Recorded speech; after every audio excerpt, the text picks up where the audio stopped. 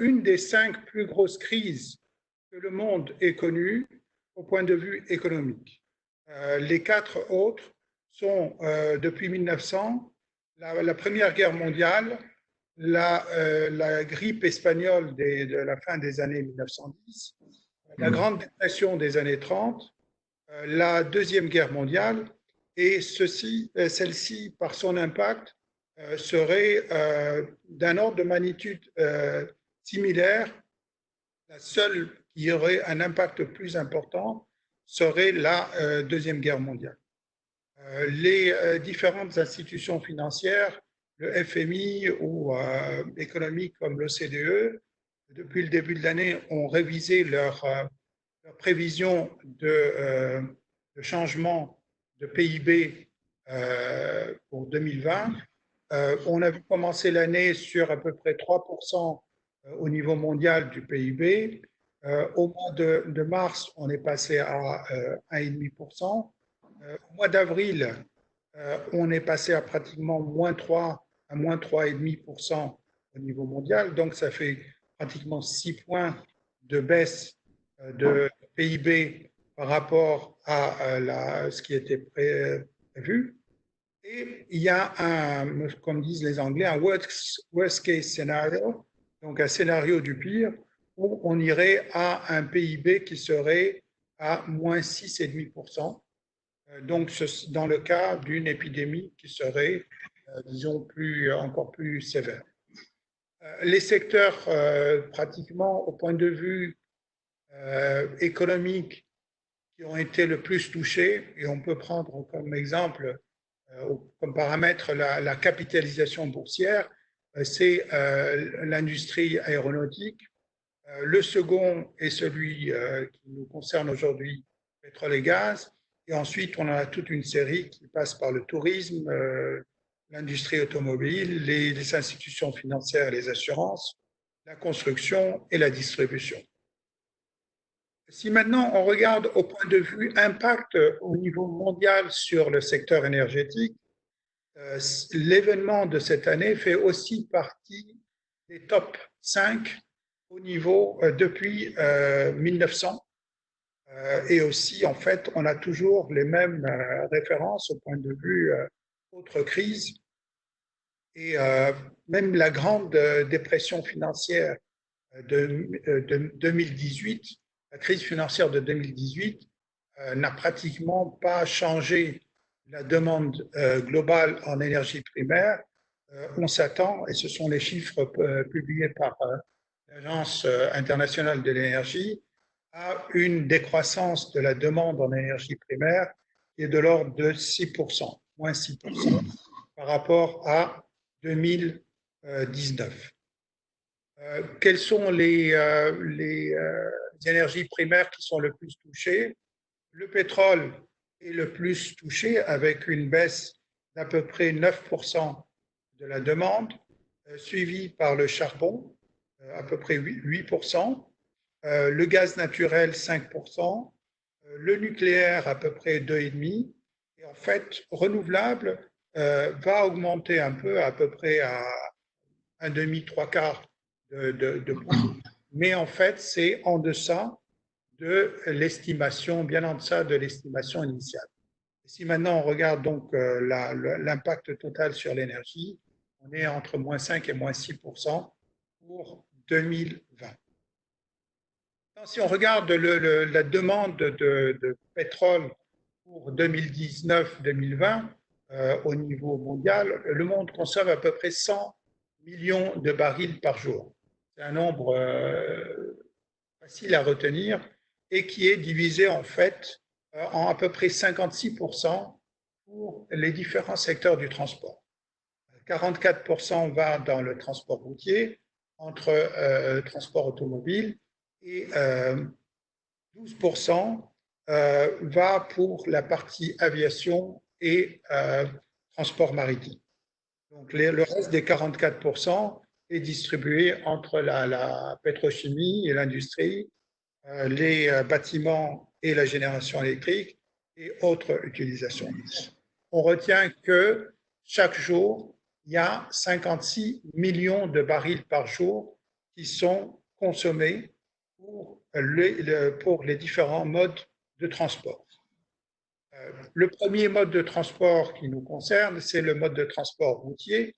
Et vous avez des entreprises comme TomTom qui fait le suivi de la circulation par satellite et par GPS dans les différentes cités.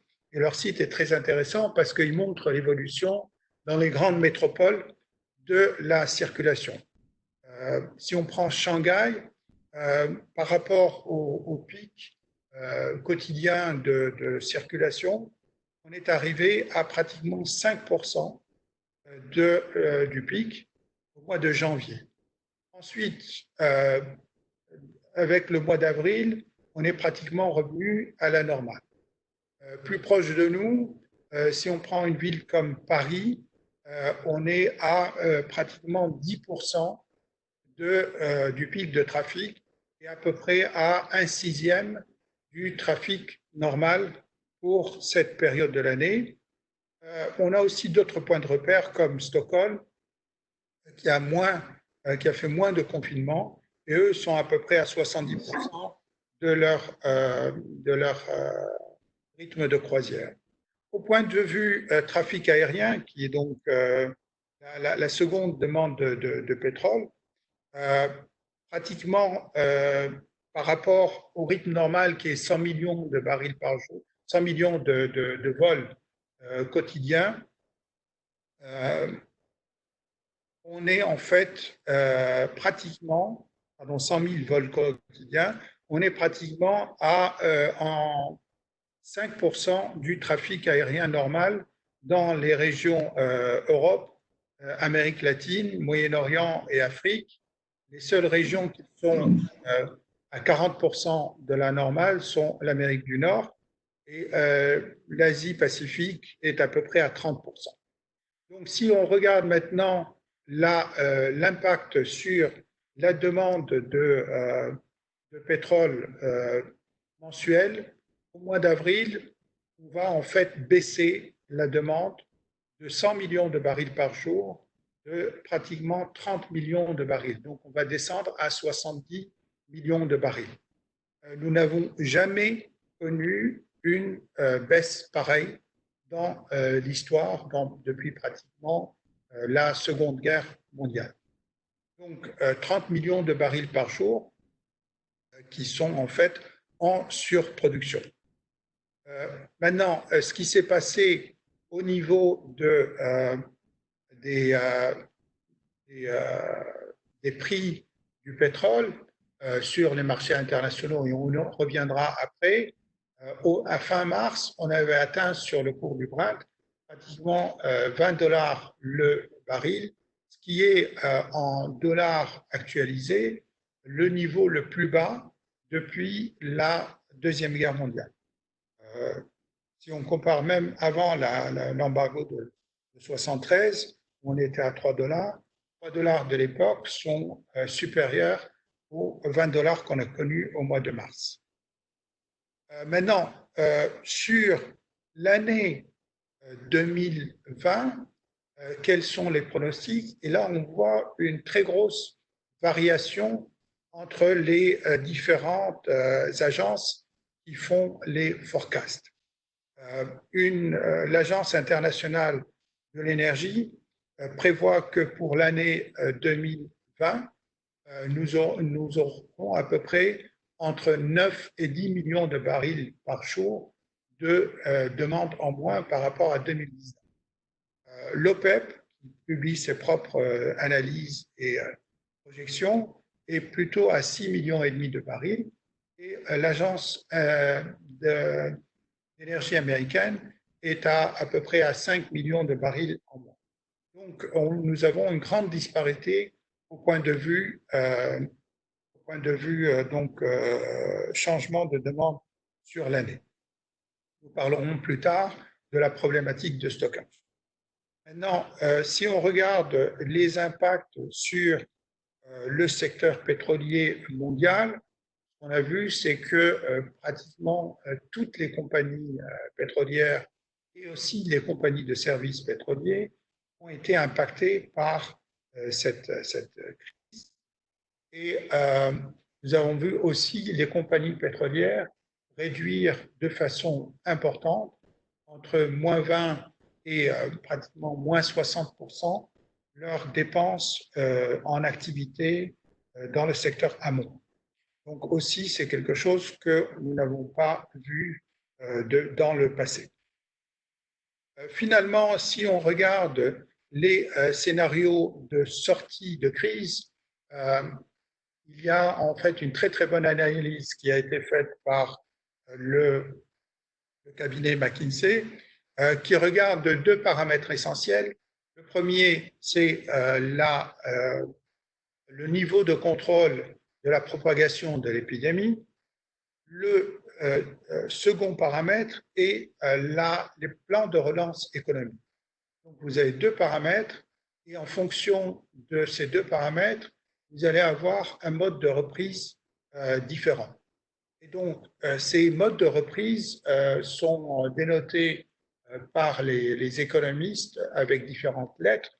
Le mode en V qui correspondrait à des interventions économiques effectives combinées avec un contrôle effectif de la pandémie.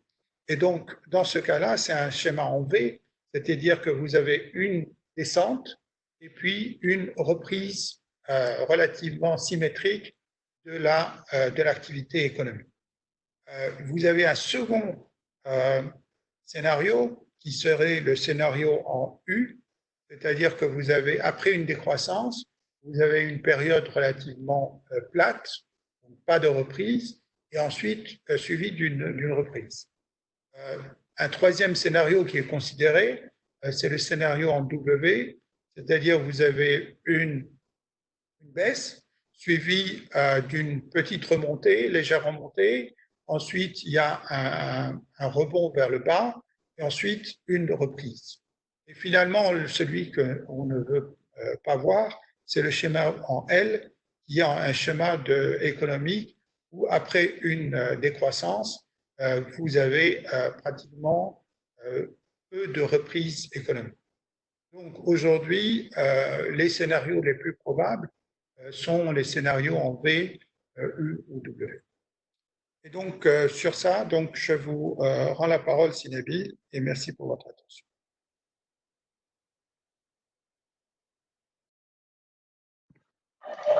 مانيش نسمعوا فيك سي نبيل. نبيل ديزولي مانيش نسمع فيك. Voilà. نسمع فيك oui. D'abord, merci beaucoup, c'est Kamel, pour le cadrage, comme vous l'avez dit, d'ordre macro et international. Vous avez bien fait un diagnostic avec une vision aussi en termes de sorte au niveau international. Nous, on veut articuler aussi bien l'échelle internationale que l'échelle nationale. On veut aller vers l'impact de cette crise sur le secteur pétrolier en Tunisie, comment se manifeste en termes d'aspects positifs et négatifs, quel bilan on peut tirer et surtout par la suite, quelle stratégie on peut établir, ne serait-ce que pour limiter les dégâts. Et pour ça, je donne la parole à Simout Tahadou. Merci سي وشكرا على الاستضافة الحوار هذا الهام مع سي كمال وسي المنجلي qui sont de grands spécialistes. J'aborderai en premier point, j'aborderai la question à l'échelle internationale en complément de ce que vient de dire si Kamal. Comme vous avez dit au début, les produits pétroliers représentent près d'un tiers de la consommation mondiale d'énergie. C'est une partie importante de la consommation, de la demande mondiale d'énergie. Comment est-ce qu'on est arrivé là? Très rapidement, juste une parenthèse. Si quand même, 1 ou 2 semaines avant la chute du prix le fait qu'il soit passé en négatif aux États-Unis, il avait signalé dans un entretien, dans une interview, il avait signalé que probablement on va risquer d'avoir un prix négatif du pétrole. Donc la crise est arrivée suite bien sûr au Covid, avec une réduction importante de la consommation mondiale et de la demande mondiale d'énergie, de produits pétroliers en particulier, qui a été donc développée par CECAM mais suite également à une augmentation de l'offre. Une augmentation de l'offre de la part principalement de l'Arabie Saoudite à Tanger. Il y a eu une rencontre de l'OPEP+, c'est-à-dire les membres de l'OPEP+, plus d'autres membres tels que la Russie, etc., d'autres pays producteurs, au début du mois de mars. Et l'objet de la réunion était déjà à l'époque de réduire la production mondiale de façon à maintenir des prix acceptables, disons, pour les uns et les autres. Donc l'Arabie Saoudite avait fait une proposition. Cette proposition n'a pas été acceptée par la Russie, principalement. Il est à rappeler que les États-Unis, la Russie et l'Arabie Saoudite sont les 3 premiers producteurs mondiaux d'énergie de pétrole. Donc la Russie n'ayant pas accepté la proposition de l'OPEP pour réduire le niveau de production, donc de baisse, n'ayant pas été accepté, l'Arabie Saoudite a réagi en augmentant de 25% sa production. Elle était, je crois, à 10 millions de barils jour, elle est passée à 12, et l'objectif étant de passer à 13 millions de barils jour. Donc c'était une réaction surprenante, effectivement, alors que la Russie avait baissé de 10% dans sa production. Donc, d'une part, il y a une surproduction, une offre additionnelle à l'échelle mondiale, et par contre, il y a une demande qui s'est beaucoup amenuisée. D'où les stocks à l'échelle mondiale étant saturés, donc il n'y avait plus de place où mettre ce pétrole. Alors la question se pose, pourquoi on n'arrête pas la production? On ne peut pas arrêter un gisement, on ne peut pas l'arrêter du jour au lendemain comme ça. Ça se programme, ça se prépare, on ne peut pas arrêter la production de gisement. Alors actuellement, comment les choses pourront évoluer? Bien sûr, il y a la crise du Covid. C'est Kamel Benasser d'aller rappeler qu'il y a donc les 3 scénarios, le scénario en U, le scénario en V et le scénario en U. Mais il n'y a pas seulement l'impact du Covid sur la demande mondiale, il y a également quelle offre va être faite. Est-ce que l'Arabie Saoudite, la Russie, les États-Unis vont continuer à produire à un niveau aussi élevé? Étant à signaler que les États-Unis, qui dans la production mondiale était de l'ordre de 5 millions de barils jour, elle est passée à 12 millions de barils jour en l'espace au cours des 10 dernières années. C'est pas Donc les États-Unis sont passés de la situation de déficitaire, ils sont devenus excédentaires et le premier donc acteur mondial en termes d'énergie. Donc l'impact va dépendre également de la situation géopolitique, l'énergie, une dimension géopolitique certaine, et de la négociation qu'il va y avoir entre les États-Unis, la Russie et l'Arabie Saoudite. Les États-Unis n'ont pas intérêt à ce que le prix soit bas, parce que ces gisements en production aux États-Unis sont matures et les États-Unis a pu relancer son activité pétrolière et gazière à partir des schistes. Donc, les coûts des gisements matures et le coût de production à partir du niveau schisteux sont élevés par rapport au prix où sont capables de produire les Saoudiens ou les Russes. Donc, les États-Unis n'ont pas intérêt à ce que les prix soient très bas. Et il y a, au cours de ces derniers jours, il y a eu des contacts et des discussions entre les différentes parties. De son côté, la Russie ne veut pas céder plus de parts de marché aux États-Unis. L'Arabie Saoudite, de son côté, elle tient à avoir sa position. Donc, c'est une bataille actuellement entre les 3 grands producteurs. Et s'il n'y a pas d'accord entre ces 3 grands producteurs, probablement les prix resteront bas, fluctuants mais bas, volatiles mais bas. Maintenant, si on compare, à quel moment est-ce que ça va reprendre? Si on compare avec la crise, donc après la guerre Iran-Irak, il y a eu une chute très importante du prix de baril, mais celle-là, celle qu'on vit actuellement, est beaucoup plus importante. La chute s'est poursuivie pendant 5 années. Et elle a mis une dizaine d'années, une quinzaine d'années avant une nouvelle reprise. Donc, la baisse du prix de baril risque de se poursuivre et, indépendamment si on regarde sur le moyen long terme, risque de se poursuivre et de se maintenir à un niveau bas pendant un certain temps. Quel est l'impact? L'impact premier, c'est au niveau des investissements. C'est au niveau des investissements en exploration et production d'hydrocarbures. Ce n'est pas la première fois qu'il y a des chutes de prix de cette manière. Et à chaque fois, les compagnies pétrolières ont eu une réaction de précaution en réduisant leur investissement jusqu'à ce que le prix revienne à des niveaux qu'ils jugent acceptables. Mais également probablement une baisse au niveau des investissements au niveau des énergies renouvelables, au niveau du pétrole non conventionnel, c'est-à-dire à partir du gaz de schiste en particulier. Donc il y a cette menace également très probable au niveau des investissements. Le désinvestissement donc, au niveau de l'activité va faire que l'offre, au bout de quelques années, va effectivement se réduire. L'offre se réduisant, la demande va continuer à évoluer normalement. Donc, on arrivera à un nouveau, une nouvelle accélération au niveau et on vit donc ces cycles de baisse et de hausse depuis pratiquement les années 70. Que dire de plus? Au niveau, je crois que on va parler de la Tunisie dans un deuxième point. L'impact de la. Je reprendrai la parole tout à l'heure, Sinabil. Donc, pour l'instant, je m'arrête là en ce qui concerne la situation internationale. Allô? Oui, Nesma. Je pense qu'on a eu deux premières supplémentaires par rapport à la situation en Tunisie. Donc, je pense que السيد الوزير كمان دي مرزوق نجم يعطينا اكثر ايضاح. تفضل السيد الوزير لك الكلمه. شكرا. تحياتي لسي كمال ومصطفى.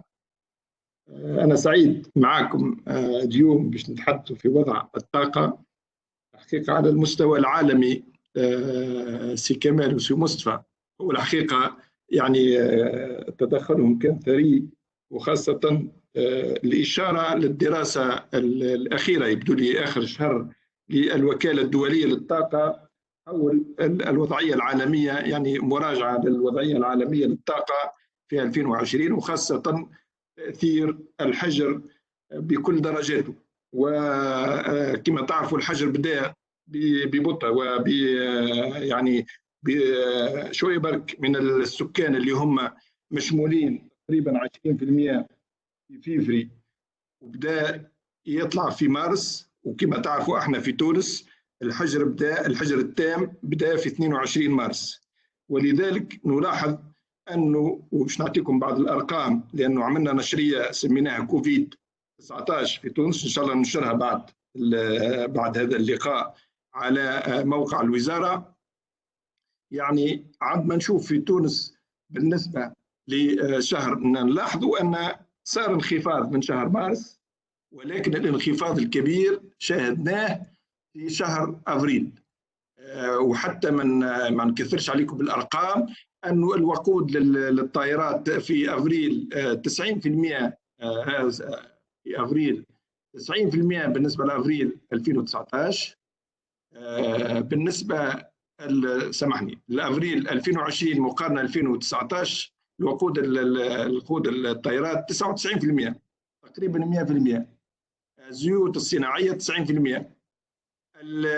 الغازوال 63% تراجع. البنزين 60%. لاحظنا كذلك أن بالنسبة للغاز، بالنسبة لاستعمال الغاز النهائي 48% بالنسبة لاستعمال الغاز، واستعمال الغاز للكهرباء ثم تراجع ب 16%. وأيضا في إنتاج هذا كله في شهر أفريل مقارنه ب 2019 نفس الشهر 20% في انتاج الكهرباء. نفس الشيء، يعني نفس الشيء لاحظناه هذا في الكهرباء والغاز، اي سامحني تعطي الكهرباء والغاز. فنلاحظوا انه في شهر ابريل هناك تراجع كبير جدا، كما اشار له سي كمال وكذلك سي مصطفى.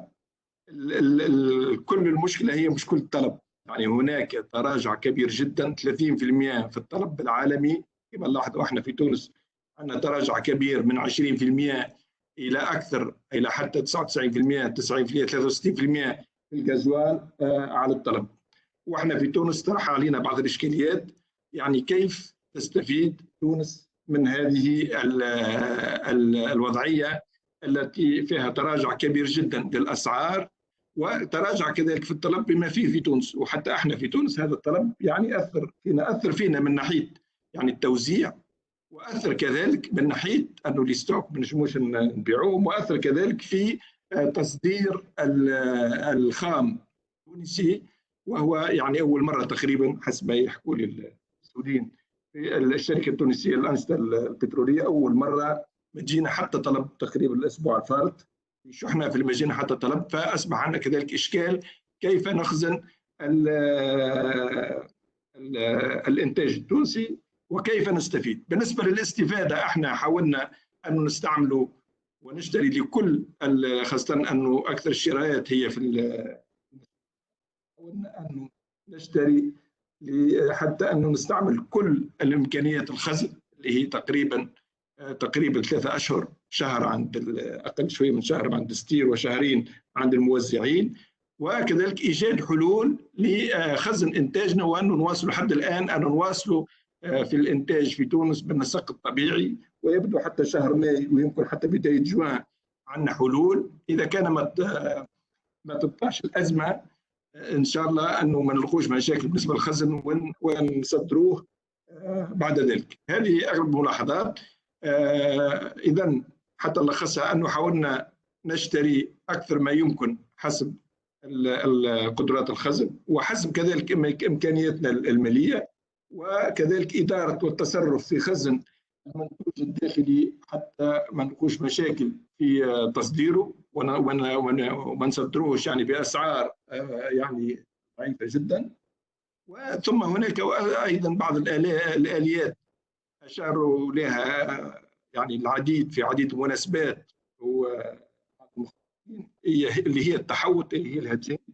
انا نتمنى انه هذه المناسبه فرصه باش نتحدثوا فيها، لانه حسب على مستوى الحكومه انه نتصوروا الان يعني صعب جدا انه نقوم بهذه الاليات، ولكن قاعدين نفكروا بالنسبه لاخر السنه 2020 او 2021 ما هي يعني الفائده من الالتجاء الى هذه الاليه لحمايه خاصه توقعات الاليه من ارتفاعات كبيره في الاسعار، ولو انه نظرا للانخفاض الكبير في الطلب لا اتوقع ذلك خاصه بالنسبه ل 2020. وشكرا.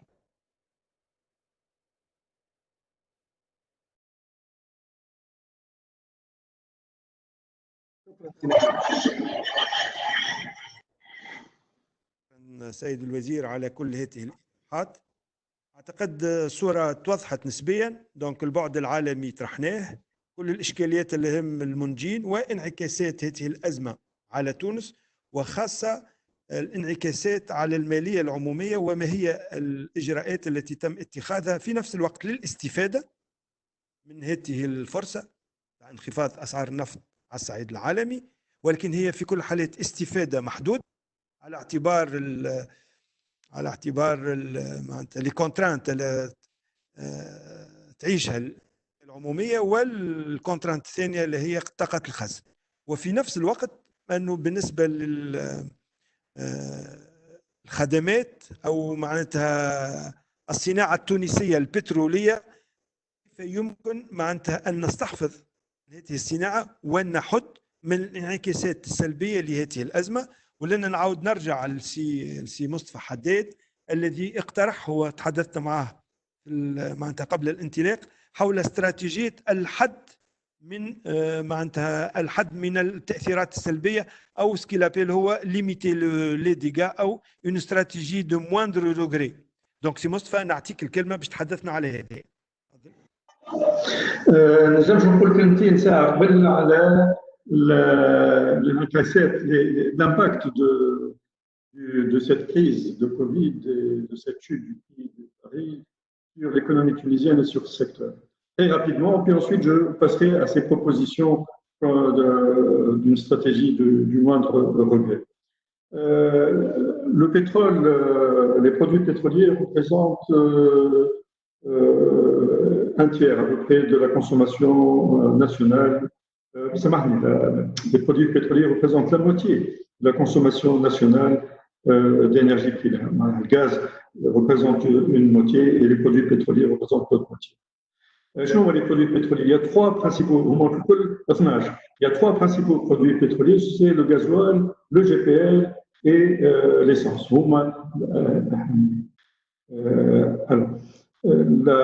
La chute du prix du baril à l'échelle mondiale et donc la chute du prix au niveau de l'importation, parce que nous importons la totalité ou la quasi-totalité, tant que la STIR est en entretien, la quasi-totalité de nos besoins en produits pétroliers. La Tunisie donc bénéficie quand même d'une baisse au niveau des coûts d'importation. L'impact au niveau du budget de l'État, il y a une déclaration du ministère des Finances il y a pas longtemps. La réduction du prix à l'importation, nous, on est beaucoup plus impacté par le prix, disons, à l'échelle européenne, c'est-à-dire on est indexé sur le Brent au niveau de l'Europe. Donc, l'impact, selon le ministère des Finances, l'impact au niveau donc, de la caisse, au niveau de la subvention des produits pétroliers serait de l'ordre de un quart. Il y a une réduction de la subvention des produits pétroliers à peu près de un quart, 26% exactement. Et ce qui représente presque 2 milliards de dinars. 1,9 milliard de dinars de réduction.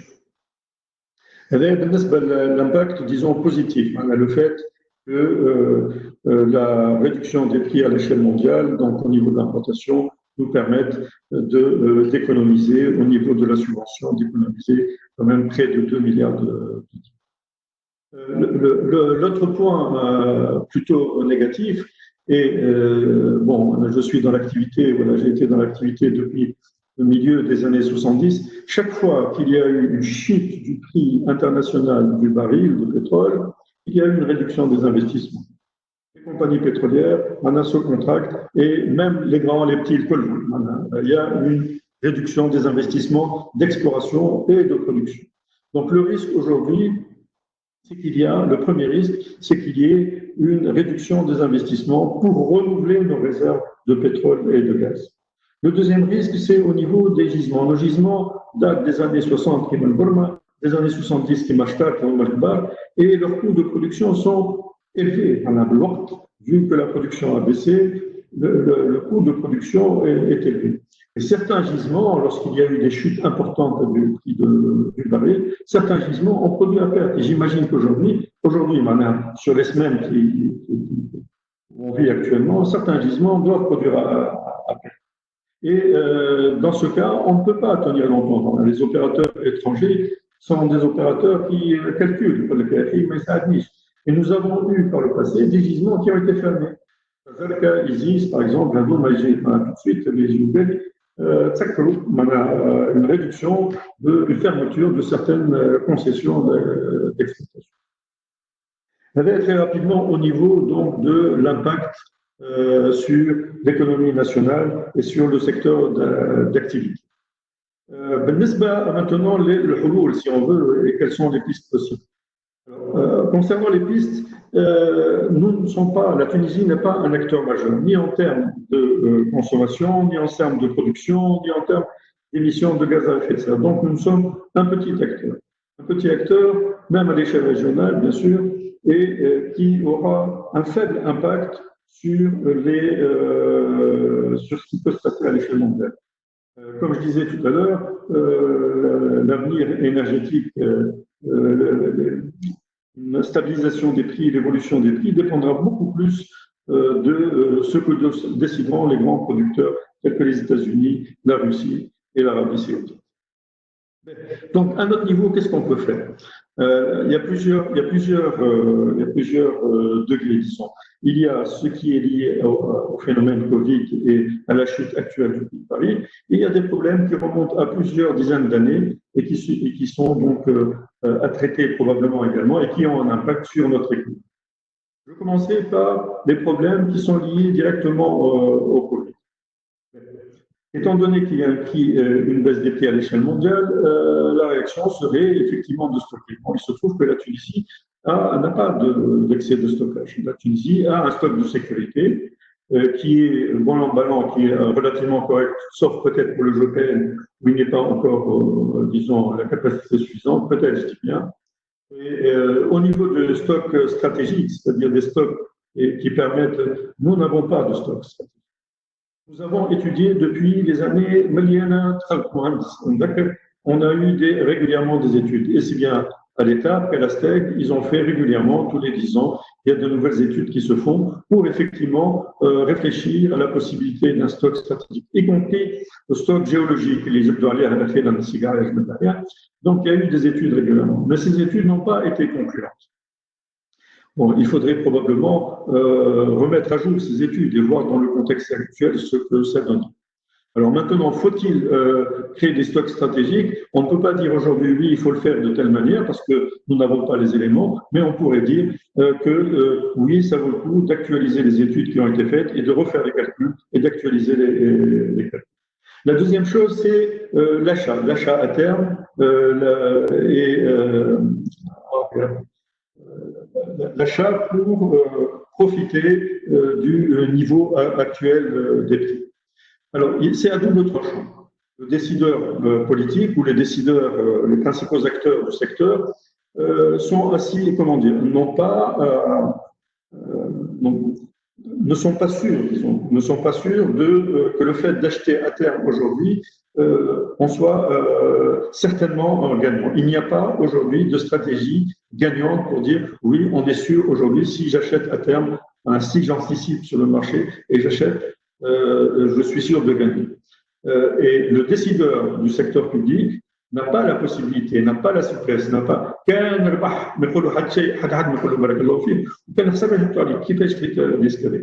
Donc moi, dans d'autres questions également, lors d'une étude qu'on avait faite il y a quelques années avec la Banque mondiale, j'ai défendu l'idée d'une stratégie du moindre revenu.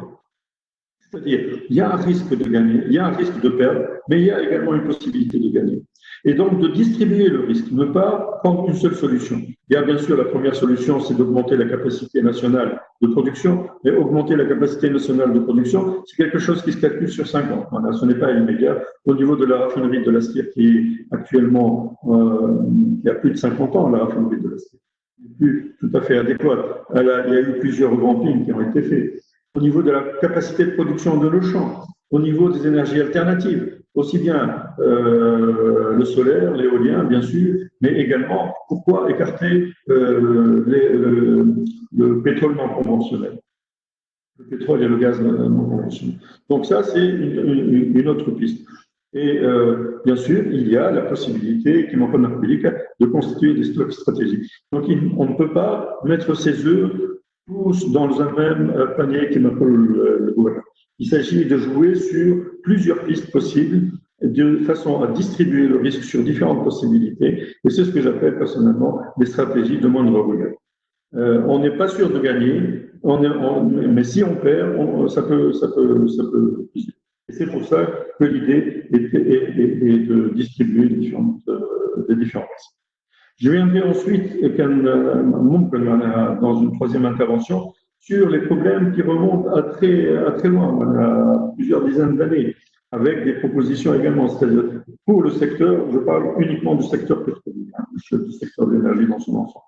Le secteur pétrolier, il y a certaines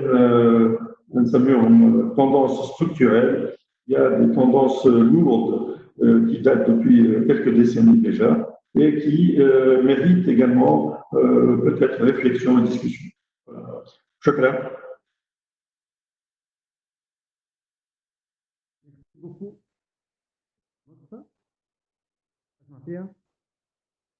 Oui, tout à fait, je vous entends. D'accord. Donc, merci beaucoup pour tous ces éclaircissements. Donc, j'ai envie de revenir vers Nas pour lui poser quelques questions. Ces mêmes questions ont été posées par Simone. D'abord, première question, qu'est-ce que vous pensez du hedging? Comment vous évaluez? Donc, on a écouté l'avis de Moustapha. Par rapport aux pratiques internationales, s'agit-il d'une bonne pratique? Est-ce qu'on peut l'appliquer en Tunisie? Si on peut l'appliquer, dans quelles conditions? Et surtout, si on comprend maintenant le caractère aléatoire et volatile des prix, et notamment pour le décideur public, le ministre des Finances veut bien stabiliser son budget. S'agit-il d'une bonne technique? Est-ce qu'elle est pratiquée un peu par ailleurs dans d'autres pays? Deuxième question. S'agit-il d'une bonne opportunité pour restructurer un peu notre industrie pétrolière? Si c'est le cas, dans quel sens? Quel type de mesures on peut prendre pour un peu améliorer les performances internes de fonctionnement de ce secteur, évaluer un peu les canards boiteux et dépasser les points faibles et, si c'est possible, commencer une nouvelle perspective, une stratégie pour l'avenir. Troisième question.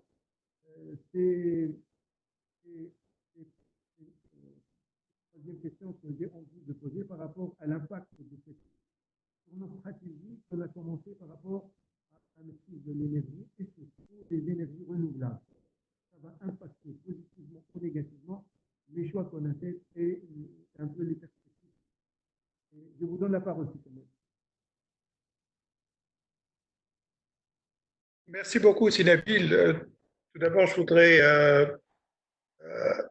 saluer la décision de rétablir le ministère de l'énergie, des mines et des énergies renouvelables. Et avec à cette tête, mon cher ami Simonji, je pense que depuis le mois d'août 2018, le secteur de l'énergie en Tunisie souffrait d'un grand manque de leadership. Et je suis extrêmement content que Simonji soit aujourd'hui à la tête de ce ministère et il a annoncé son organisation il y a quelques jours et bien sûr je lui souhaite tout à fait un grand succès. Pour moi, quels seraient les éléments que j'aimerais voir parmi les priorités? C'est développer une sorte de plan pluriannuel de l'énergie, similaire à ce qui se fait dans d'autres pays. La France a un PPE de 5 ans qui permettent en fait d'avoir une visibilité à moyen terme sur les priorités et les enjeux. Et la seconde chose à laquelle j'invite Simon et son équipe à réfléchir, c'est vraiment une stratégie pour la Tunisie à l'échelle de 2040 ou même 2050 pour l'énergie. On ne peut pas avoir de stratégie énergétique en naviguant à vue. Il faut absolument regarder des investissements sur 20 ou 30 ans. Si Moustapha a parlé de notre raffinerie de Bizerte qui date pratiquement de 50 ans, les investissements qu'on va faire vont être pour les 40 ou 50 prochaines années. Donc, c'est extrêmement important qu'on fasse ça. Maintenant, si on revient pour l'impact, et je voudrais juste rajouter certains points à l'excellente analyse qui a été présentée par Simos, c'est que en fait, on a bien sûr un impact négatif et qui a été mentionné par Simonji au niveau de la production pétrolière. Et je voudrais saluer aussi les efforts ou les très bons résultats, puisqu'on est passé, on a changé la pente. Finalement, on était à 35 000 barils par jour, je crois, au mois de janvier. Et les derniers chiffres, on est à 39 000 barils par jour. Donc, c'est un très bon indicateur. Au niveau de la consommation, on consomme à peu près 92 000 barils par jour par an, excluant les importations, disons, du marché parallèle. Donc, l'effet positif sur notre balance commerciale va être extrêmement utile pour soutenir le dinar cette année. Le point qui avait été mis par rapport aussi au niveau des prix, c'est qu'il faut aussi ajouter la décroissance de consommation d'essence, de diesel et de kérosène, qui a été indiquée par Simonci. Au niveau du GPL, nous n'avons pas encore tout à fait les chiffres ou les estimations. C'est intéressant de voir quel est l'impact. Un autre point qui est aussi très important, c'est que les prix plus bas sur l'essence ont un impact positif aussi pour les importations de gaz, puisque les prix du gaz sont en général indexés sur le prix du prix. Donc, si on regarde quelles sont les possibilités maintenant dans le futur, on a parlé en fait des possibilités d'achat à couverture et la Tunisie, à ma connaissance, a fait 2 expériences qui n'ont pas été concluantes. Et comme l'a très bien dit Simosfa, c'est un exercice périlleux puisque à gagner, on gagne sans gloire, mais à perdre, on perd avec énormément de critiques et aussi des accusations. Donc, c'est un exercice qui est extrêmement périlleux et je salue la décision du gouvernement de Elias Farfer de ne pas renouveler pour 2020 l'expérience d'achat à couverture et je conseille qu'on le fasse, mais avec les bonnes expertises et avec une connaissance très fine du marché. On ne s'improvise pas trader et en fait manipuler des fonds publics, ce n'est pas pareil à manipuler des fonds privés où le niveau d'acceptabilité du risque est différent. Au niveau du stockage, je voudrais saluer l'excellent article écrit par Sia Ali Graia plus tôt cette semaine sur Web Manager Center et qui parle bien de la problématique. Je voudrais juste ajouter à son analyse le fait qu'aujourd'hui, au niveau du stockage des produits, il y a très peu de pays qui ont vraiment un stock stratégique suffisant. C'est uniquement les pays qui sont membres de l'OCDE, de l'AIE, qui sont engagés à avoir un stock de 90 jours de consommation et de gros pays importateurs comme la Chine, qui a développé des réserves grâce en particulier à leur excédent commercial. Donc, ils ont des dollars pour pouvoir faire leurs réserves. Si vous prenez un des plus gros pays importateurs de pétrole, qui est l'Inde, ils ont à peine 10 jours de couverture en stockage aujourd'hui. Et dans un futur proche, ils vont monter à 20 jours, mais ce n'est pas très, très important. Donc pour moi, et comme l'a dit Simosfa, les études qui ont été faites sur le stockage doivent être actualisées pour voir la faisabilité économique, la rentabilité. Ça mobilise aussi ça mobilise aussi des ressources qui pourraient aller à d'autres investissements. Donc, au niveau du stockage, et d'autre part aussi au niveau du stockage,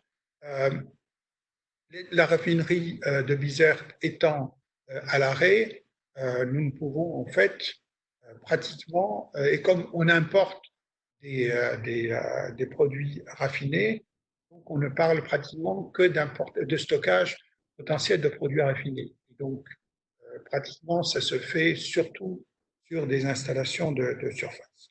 Il y a une autre problématique au niveau du gaz. Donc tout ça, en fait, ce sont des facteurs. Finalement, le point sur les renouvelables, ce qu'on a vu au niveau mondial, c'est avec la très bonne nouvelle de la baisse continue des prix du photovoltaïque solaire. Ici aux Émirats, on a vu un appel d'offres de 2 gigawatts qui s'est conclu avec le chiffre absolument époustouflant de 1,35 cents, c'est-à-dire pratiquement de l'ordre de 40 millim le kilowattheure. Donc, c'est toujours des opportunités extrêmement importantes. On risque d'avoir des problèmes au niveau des financements. Et d'ailleurs, ce qu'on a vu au niveau des différents pays, c'est des retards au niveau de l'attribution de ces appels d'offres, puisqu'en fait, les investisseurs se posent énormément de questions sur les financements possibles. Et donc, je vous remets la main si elle est bien.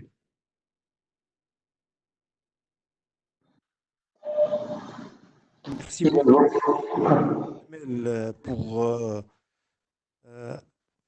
pour cet éclaircissement très pertinent, très concret et très comparatif aussi par rapport à ce qui se passe au niveau international, par rapport à cette vision de long terme et le plan énergie pluriannuel que vous avez proposé. Votre avis aussi par rapport aux techniques de hedging. Et donc, par rapport à tous ces éléments-là, je donne la parole سي منجي نعاود نعطيك الكلمة في قراءة تأليفية حرة سيد الوزير ومعناتها ونفتحوا الآفاق. تفضل لك الكلمة. شكرا للتدخلات سي مصطفى سي كمال. بالنسبة معلومة فقط أطلبها إن شاء الله باش ننشرها. قلت عملنا نشرية أفريل الكوفيد 19 بالنسبة للجي بي ال شهر أفريل مقارنة بأفريل 2019 فما ارتفاع ب 5%، ومارس بالنسبة لمارس 2019 فما 13%. كذلك بالنسبة للانعكاس على الميزان التجاري، وسي مصطفى قدم رقم تقريبا 25% 26% لسنة 2020. فقط معلومة بالنسبة للثلاثي الأول كان ثم ارتفاع بالنسبة لجانفي وفيفري وهذا كان منتظر، بينما تقريبا ثم 240 مليون دينار أقل في مارس، وهو أنه في شهر مارس فما تراجع ب 33%، بينما فيفري فما 16% ارتفاع وجانفي 19% مقارنة ب 2019، وننتظروا باش يكون شهر أفريل يعني أكثر تراجع لأنه الحجر الصحي كان ونتصور الرقم اللي قدمه سي مصطفى نتصور يمكن ياسر انه باش نكونوا قراب منه، يمكن ياسر اوتي انفيريور، اما باش نكونوا قراب من الرقم 25 26% على الانعكاس على الميزان التجاري التونسي.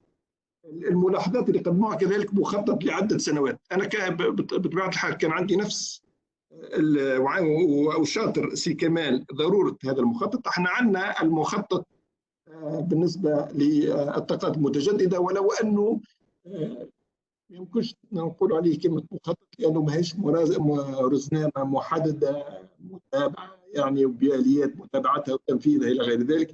يعني احنا في حاجة إلى مخطط لعدة سنوات للطاقة 4-5 سنوات، وأيضا لوضع استراتيجية إن شاء الله يشاركوا فيها كل أبناء القطاع، استراتيجية تونس 2040 و2050. طبعا أهم إجابة هي للتغيرات هذه اللي تنعكس على تونس، ولو أنه كما قال مصطفى احنا بحجمنا انعكاساتها كما حجمنا في التصدير وفي التوريد، ولكن لا بد من تنويع المصادر، وخاصة أشرنا كذلك أنه إلى أي درجة الطاقات الكهروضوئية أصبحت يعني تنافسية 40 مليم يعني الكيلووات ساعة، يعني أسعار يعني جيدة جدا، مع العلم أنه في تطوين احنا السعر إن شاء الله ننجزوه يعني ويتم إنجازه في السنوات القادمة. السعر هو 71 مليم مع في مشروع تطوين 200 ميجاوات. إذا تنوع موارد الطاقة، وأهم نقطة فيها هي إدراج الطاقات المتجددة. وكما تعرفوا الطاقات المتجددة النجاح متاعها يعني في العالم هو خاصة في إنتاج الكهرباء. 26% من إنتاج الكهرباء هي من الطاقات المتجددة، نصفها من الطاقة المائية، ثم طاقة الريح، ثم طاقة الشمس، خاصة الكهروضوئية. العالم تقريبا فما أكثر من 600 جيجا وات من طاقة كهروضوئية. وأيضا وهذا فيه إشارة إلى الاسم الجديد للوزارة، وزارة الطاقة والمناجم والانتقال الطاقي. الانتقال الطاقي يعني فيه مسألة هذه الطاقات المتجددة النظيفة، ولكن أيضا هو توسيع استعمال الكهرباء حتى يمكن إدراج أكثر ما يمكن من الطاقات المتجددة. وهذا خاصة أكبر مثال لي هو مثال النقل الكهربائي، اللي إن شاء الله نعمل حتى أنه نبني القدرات والإطار التنظيمي لهذا الانتقال، وإدراج الكهرباء اللي إن شاء الله تكون أغلبها تكون منتجة من الطاقات المتجددة، وإدراجها في قطاع النقل، لأنه من أصعب القطاعات في الانتقال الطاقي هو قطاع النقل. بالنسبة للتحوط أنا نوافق سي كمال، يعني يتطلب خبرة ويتطلب يعني ديزانستريمون ديزوتي وخبرة. وحتى المفهومنا أنه التحوط ليس أنه تربحوا في الميزان التجاري، وإنما لحماية التوقعات المالية من ارتفاعات مشطة. هذا أهم نقطة، يعني هو أكثر يحمي من المخاطر من أنه يمكن من الربح في الميزان التجاري. وأحسن تلخيص أنا لقيته ليه هو أنه كل التحوط هو يقلل من الانسرتيتي، ولكن أيضا يقلل من الاستفادة من الانخفاض المحروقات. وشكرا.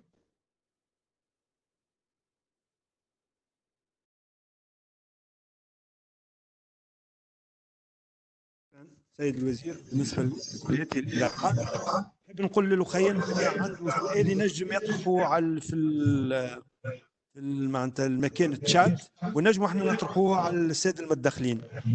دونك فما سؤال نخليه مفتوح لشكون يحب يجاوب عليه. هل هناك نية لإعادة النظر في دراسة إمكانية استغلال الغاز الصخري؟ شكون يحب يجاوب على السؤال هذا؟ تفضلوا.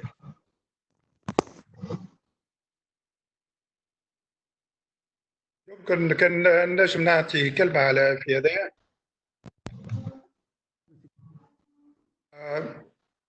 وقت يشوفوا الأسوام الغاز الصخري اللي بداوا في أمريكا، وقت اللي بداوا هم يستغلوا في الغاز الصخري تقريب الأسوام التكلفة الإنتاج كان تقريبا $80 البرميل. وهذه هبطت توا معناتها بالتجربة اللي عندهم، بالإمكانيات اللي عندهم، معناتها والانفراستركتور اللي عندهم، هبطت تقريبا $42 البرميل. دونك هذيك التكلفة في أمريكا avec une infrastructure extraordinaire. معناتها كان باش نستغلوه معناتها في تونس التكلفة باش تكون معناتها على الأقل في 40 وأكثر دولار في البرميل. دونك في أسعار النفط اليوم اللي تقريبا 25 ولا $30 معناتها il n'y a pas de sens باش واحد معناتها يستثمر في الغاز الصخري. Mais par contre, rien n'empêche de comprendre ce que في تونس on a comme potentiel dans le secteur. Donc, معناتها utiliser la géophysique, utiliser les différentes techniques de prospection pour avoir une information sur le potentiel que nous avons. Et seconde chose, évaluer les différentes conséquences au niveau de l'environnement, au niveau de l'eau, etc., pour savoir, bon, est-ce que c'est quelque chose que نواصلوا فيها ولا لا.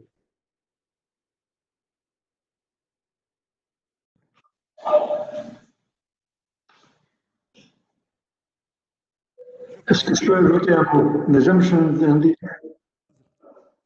D'accord. Juste en ce qui concerne le gaz de schiste, il faut se dire que la Tunisie actuellement est dépendante à 60% au niveau de ses approvisionnements globalement, de ses approvisionnements en énergie, et que son électricité est produite à 95% à partir du gaz, un gaz qui est pour moitié importé. Nous ne sommes pas suffisamment riches pour nous dire que le gaz de schiste ne nous intéresse pas. Bien sûr, nous devons exploiter les ressources potentielles. Les ressources potentielles en gaz de schiste sont énormes. Voilà, c'est l'équivalent de 10 fois les réserves connues qui sont exploitées. On est de l'ordre de 23 TCF selon mes souvenirs. Donc, nous ne pouvons pas dire que le gaz de schiste, là, ça ne nous intéresse pas. Le gaz de schiste, il est exploité aux États-Unis et l'huile de schiste sont exploitées aux États-Unis, ce qui lui a permis de redevenir le premier producteur mondial. Donc, oui, à mon avis, je rejoins Sikamel en disant il faut au moins savoir ce que nous avons. Il faut mettre en place les règles de jeu de façon à ce que ça soit, si on en a suffisamment, à ce que ça soit exploité d'une manière non pour l'environnement, non nocive pour l'environnement.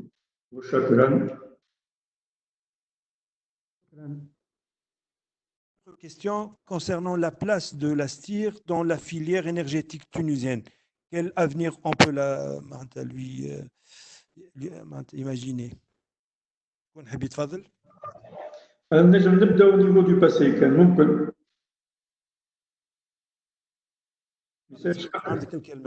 Alors, la STIR donc, a été réalisée en 1963, et elle a permis d'assurer l'approvisionnement de la Tunisie pendant plus de 50 ans.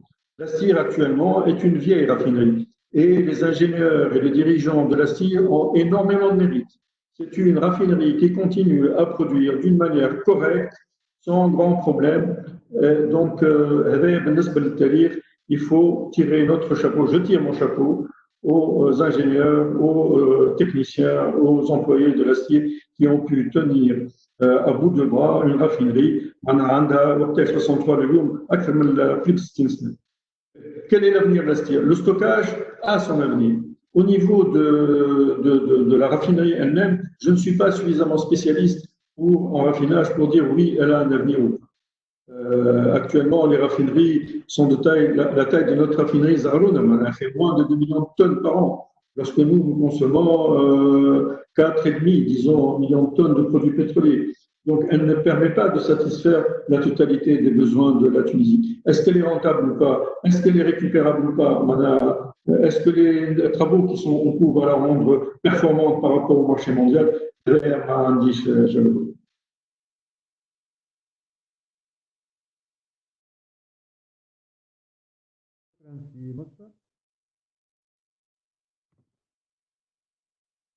السيد الوزير فيما يخص انعكاس كوفيد 19 على مشروع تونريب. هذا مشروع إصلاح قطاع الطاقة. هل يمكن أن نتصور أن هناك تأثير الأزمة على هذا البرنامج؟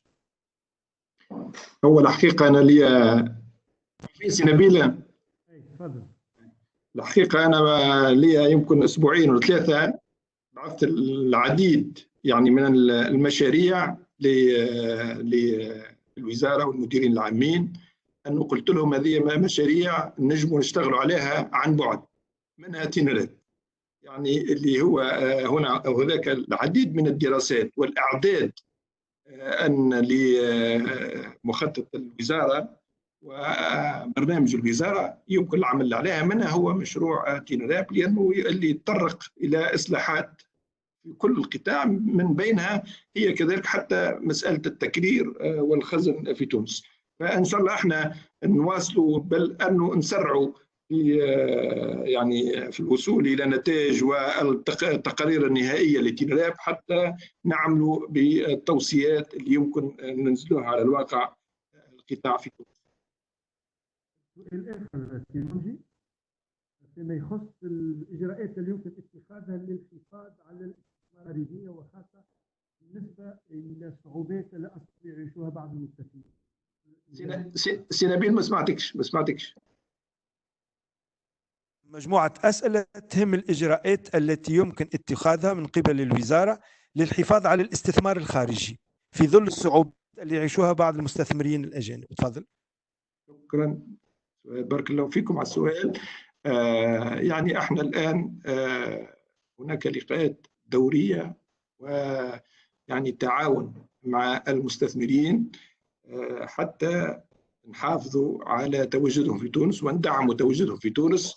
وأيضا منها هي أنه العديد من الالتزامات خاصة في مرحلة الاستكشاف، البحث والاستكشاف، اللي أنه احنا مستعدين في الالتزامات هذه، وخاصة بالنسبة للآجال أنه نتعاملوا ونجدوا حلول بأخذ بعين الاعتبار فترة الحجر الصحي حتى ما تكونش عندها انعكاسات في البحث.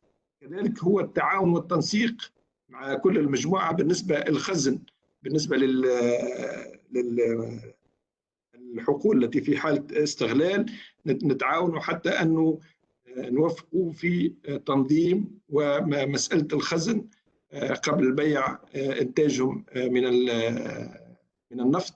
يعني هناك تعاون، والوزارة تحاول تتعاون معهم وتتفهم أنه صعوبة كذلك بالنسبة للمسائل الاجتماعية. هناك حديث يعني بالنسبة لنا هو خاصة المحافظة على التشغيل، المحافظة على الاستثمار، والاستعداد بعد يعني تراجع هذه الأزمة إن شاء الله يكون عن قريب الاستعداد لانطلاق من جديد في نشاط الاستغلال أو البحث، الاستكشاف والبحث. شكرا. يخص مشروع محطة تكرير النفط اللي هي أكثر من 100,000 برميل في اليوم بتمويل قطري، والتي كانت مبرمجة قبل الثورة، هل هي ما زالت الأوردر دي جور أو تم التخلي عنها نهائيا؟ أحد الأسئلة هذه سيد الوزير. هو كما أشار سي مصطفى وسي كمال، احنا الآن أول نقطة حتى نبني استراتيجيتنا هو ما هو مستقبل ستير في عملية التكرير والخزن، ثم ما هي حاجياتنا الدنيا اللي أنا أربطها حاجياتنا الدنيا بالاستهلاك الحيوي، والفترة الحجر هذه تعطينا فكرة ما هو أقل استهلاك الحيوي في تونس اللي لازمنا نحافظوا عليه وأنه نوفروا تكريره في تونس. وكذلك الإنتاج في تونس يعطينا، ولو أنه هو في تراجع، يعطينا فكرة تقريبا على الآن إمكانية إنجاز المشروع. هذه ذكر عدة مرات، كما أنه لحد الآن ليس موجود، ليس هناك مطروح، وقطر لم تطرح علينا الاستثمار في هذا المجال اللي نقوله. وتحدثنا العديد من المرات أنه احنا مستعدين للاستثمار في هذا المجال، ولكن بالتعامل مع يعني شركات لها تجربة ولها مراجع ولها يعني نشاط تكرير في العالم. النقطة الثانية هي أنه ما يكون شروط على تونس بالنسبة لبيع الخام ولا شراء المكرر إذا كان مرتفع بالنسبة للأسواق العالمية. هذه تقريبا الشروط 2 ولا 3 اللي نقدموها، وإحنا منفتحين إلى مشاريع الاستثمار من الشركات عندها تجربة وعندها نشاط تكرير في العالم. شكرا سيد الوزير. سؤال آخر يهم الأسعار على مستوى البيع بالتفصيل بالنسبة لتراجع الأسعار، وكيف يمكن أن يستفيد المستهلك التونسي من هذا؟ تفضل. شكرا. أنا كنت أنتظر هذا السؤال يسأل، لأن النقطة الأولى أنه الآلية في تونس هي تعملت من 2016، كانت ثلاثية، وكان حتى في 2016 كان التفكير أنه في 2017 مراجعة هذه الآلية والتسريع بها، ما صارش. اليوم في 2020 سرعنا وأصبحت شهرية. النقطة الأولى هي يعني الترفيع في الوتيرة وأصبحت شهرية، الغاية منها هو متابعة التغيرات في السعر. النقطة الثانية سامحني، النقطة الثانية هي السقف، هذا اللي عملناه، السقف في الارتفاع وسقف الانخفاض. والسقف في الارتفاع كما كتبت العديد من المرات أنه يحمي الموادر، والسقف في الانخفاض السريع هو أنه الحقيقة اللي يستفيد منه المواطن ضعيف. فكانت الآلية ب3 أشهر 5%، أصبحت بشهر 1.5% و2% السنه القادمه، يعني تقريبا قسمنا على 3. فالوتيره هذه ان شاء الله الان نطبقها كل شهر، وهي تعتمد اسعار المشتقات وليس اسعار الخام. على العلم انه في شهر مارس مقارنه بفيفري في الخام كان هناك انخفاض ب 40%، هذه ارقام لو سي دي او، وبينما الانخفاض الاجنس انترناسيونال دو لينرجي، بينما الانخفاض في البنزين كان ب 9% وفي الديزل كان ب 4% تقريبا هكا. الان احنا نعتمد على اسعار يعني المواد البتروليه المكرره. اذا بالنسبه للآلية هي سنواصل تطبيقها، وهو يعني امر صدر في الرئيس الرسمي كل شهر بسقف 1.5%، يؤدي يعني انخفاض ولا الارتفاع يكون بسيط، لكن على 3 شهور نجم نوصلوا حتى 90%. يعني والإضافة الجديدة هو أن ليس هناك تدخل سياسي، لأنه في الآلية القديمة السياسي هو الذي يقرر بعد اللجنة هل أنه يخفض هل أنه يرفع إلى غير ذلك. الآن لجنة فنية كل شهر تجتمع في الأسبوع الأول وتقرر بناء على الإحصائيات، إحصائيات التخفيض. وبطبيعة الحال نظرا للانخفاض اللي حصل في أبريل، أنا نتصور ما دام سعر البرميل وما يقابله من المواد البترولية المكررة، يعني البرميل أقل من $40 باش نواصلوا عدة أشهر في انخفاض سعر المواد البترولية. شكرا وزير. فما سؤال آخر يهم ما هو مخطط الوزارة فيما يخص الانتقال الطاقي؟ هل هناك برنامج بصدد الإعداد وما هي ملامحه؟ شكرا.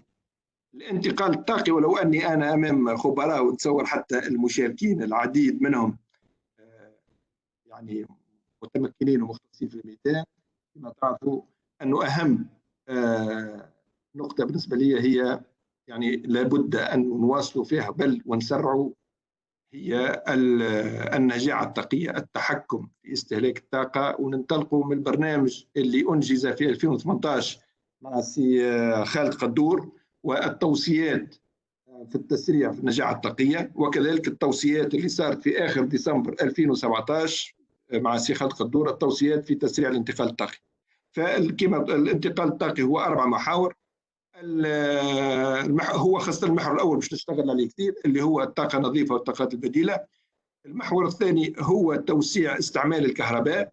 المحور الثالث هو الطاقات الموارد الطاقية الموزعة اللامركزية، وأهم مثال لذلك هو الإنتاج الذاتي. والنقطة الرابعة أيضا ولا تقل أهمية هي إدراج الرقمنة والتكنولوجيا الحديثة في قطاع الطاقة. أهم نقطة اللي باش نشوفها هي الانتقال نحو الطاقات الجديدة. أنا أعتقد أكثر في أنه نعطي الأولوية للمحطات الكبيرة اللي نعطيها باللزمات بالكونسيسيون، ثم بعد ذلك بعد المحطات الكبيرة يجي وقت الإنتاج الذاتي، والإنتاج الذاتي كذلك فيه أولويات. نبدأ بالصناعي والتجاري والمؤسسات يعني اللي تشتغل في اليوم، ثم يلي ذلك الإنتاج الذاتي في المسكن. تقريبا هذا بالنسبة لتقدم جدة. عندنا برنامج 500 ميجا وات الذي أسند منذ مدة، إن شاء الله قدمه عن قريب الاتفاقيات لمجلس نواب الشعب. شكرا.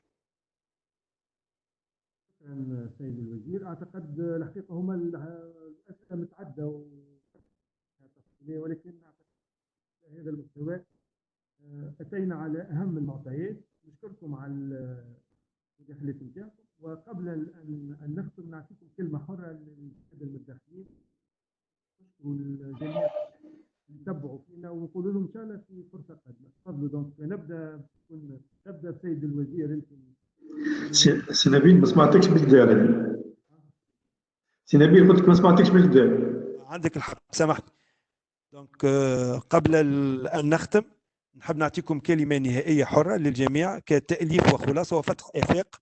بالنسبة للأسئلة أعتقد أهم الأسئلة معناتها تم الإجابة عليها، ونفتح آفاق جديدة للقطاع التونس، وكيف أن معناتها نتصور استراتيجية يمكن أن تخرجنا من الأزمة على المستوى المتوسط والبعيد. شكرا.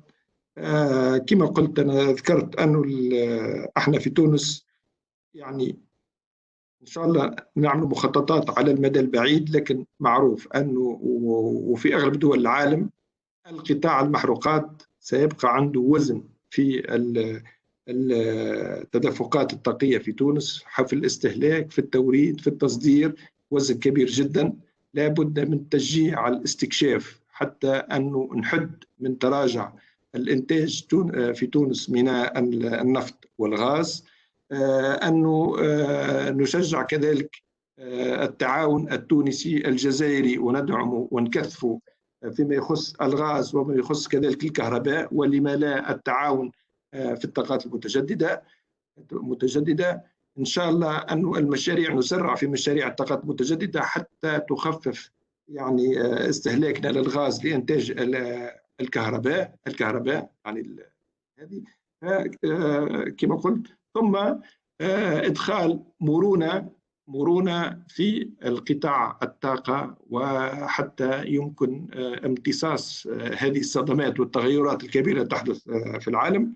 نقطة أخرى مهمة جدا، تعرفوا أن الشبكة الكهربائية هي مستقبل، وهي جوهر وقلب الانتقال الطاقي ومنظومة الطاقة المستقبلية. فإحنا إن شاء الله نعمل على تحديث الشبكة وتوسيعها وتمتينها حتى تدرج أكثر ما يمكن من الطاقات المتجددة، وحتى أنه تمكن كذلك من إدراج الإنتاج الذاتي والإنتاج اللامركزي إلى غير ذلك من وظائف الشبكات الذكية. وشكرا.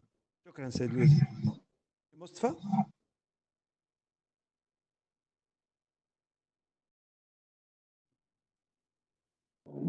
Vis-à-vis des dirigeants des entreprises publiques et vis-à-vis des acteurs des entreprises publiques. Et je suis très, comment dire,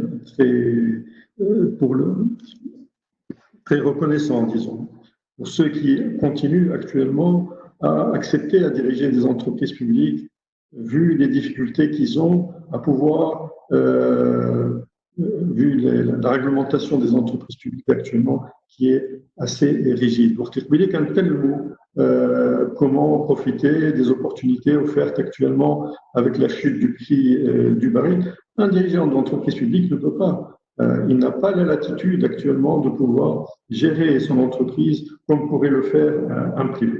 Donc, c'est quelque chose que je reprends tout le temps. Et j'estime que, tel que le font, l'ont fait les pays anglo-saxons. Les pays anglo-saxons ont séparé la gestion des entreprises d'État avec le politique. Le politique, il donne les orientations, il donne ses objectifs, et il laisse la gestion courante au niveau des entreprises. Or, on continue aujourd'hui, n'est-ce pas, les entreprises publiques, ça a été de tout temps. Il y a une interférence du politique dans la gestion courante. Je ne parle pas des objectifs, je ne parle pas des orientations, je ne parle pas des priorités, avec c'est normal. Mais au niveau de la gestion courante, ولا خلينا نعطيونا الاتجاه نتاعك وخليونا نخدم. تسكو جو dire. شكرا سي مصطفى. الكلمة الأخيرة كما بدينا معك كملوا معك سي كمال، تفضل.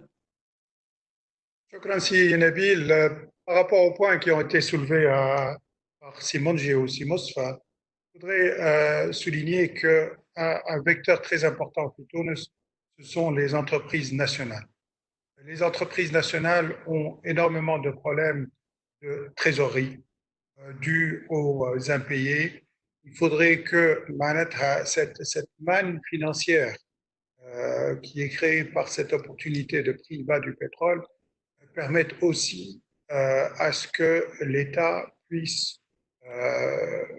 aider les entreprises publiques en payant les factures de leur propre institution, de leur propre administration, de leur propre société nationale, qui crée des problèmes non seulement au niveau de la STEG, mais aussi au niveau de la SNDP, de la STIR. Donc, le secteur souffre de ces problèmes de paiement.